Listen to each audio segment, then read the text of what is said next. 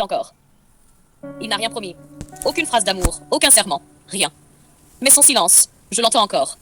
Il résonne dans mon esprit comme un écho que je n'arrive pas à chasser. Il y a quelque chose dans sa manière d'exister. Il déplace les repères, il ne rentre jamais dans les cadres, il les fissure, tout en lui refuse le banal, le prévisible. Quand il arrive, l'air change. Je ne sais pas si c'est son parfum, sa démarche, son regard, mais tout devient plus lent. Non, plus conscient. Comme si mon subconscient comprenait avant moi quelque chose d'important se passait. Il ne parle pas beaucoup, mais je me souviens de tout ce qu'il a dit. Avec lui, les mots ne s'effacent pas. Il se plante, dans un endroit que je ne contrôle pas. Open quote. Je veux connaître les facettes de ta personnalité que tu n'as jamais montrées à personne. Close quote. Cette phrase, elle a ouvert une porte en moi. Une porte que j'avais scellée depuis longtemps. Et quand il l'a dite, j'ai senti une chaleur. Pas physique, mentale. Celle qui précède la vérité. Parfois, je me dis qu'il m'a vue avant que je me voie. Comme s'il lisait mes angles morts.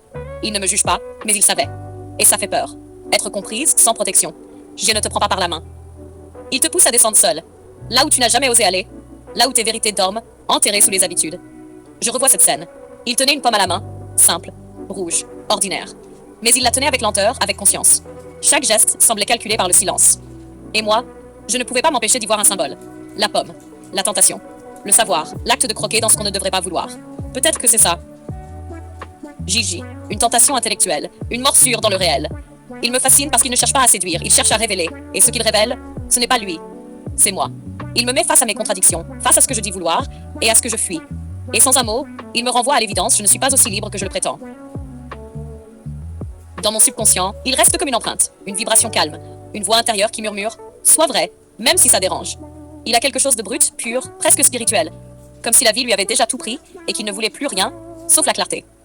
Gigi n'est pas un homme de façade. Il est un miroir. Et quand on croise son regard, on ne le regarde pas vraiment lui. On se regarde à travers lui. Et ce que l'on voit, ça dépend de ce qu'on cache. Je me surprends à revivre chaque moment. Le silence d'une pièce quand il entre, la lenteur de ses gestes, la façon dont il écoute, vraiment écoute. Pas pour répondre, mais pour comprendre. Chaque phrase qu'il prononce, chaque mot qu'il choisit, reste suspendu dans l'air et dans mon esprit. Je pense à ce qu'il voit en moi, ce que je ne montre jamais, ce que je n'ose pas montrer. Et il le voit. Sans jugement. Sans excès. Il le voit simplement. Et ce que je ressens, c'est un mélange de peur et d'émerveillement. Une tension subtile, comme si je me tenais au bord d'un précipice et qu'il me montrait que tomber pouvait être beau. Il n'a pas besoin de mots pour créer ce chaos intérieur. Il n'a pas besoin de gestes grandioses. Son regard suffit. Son silence suffit. Chaque action est précise, mesurée, consciente. JJ est hors cadre. Pas parce qu'il veut l'être, mais parce que le cadre est trop petit pour lui.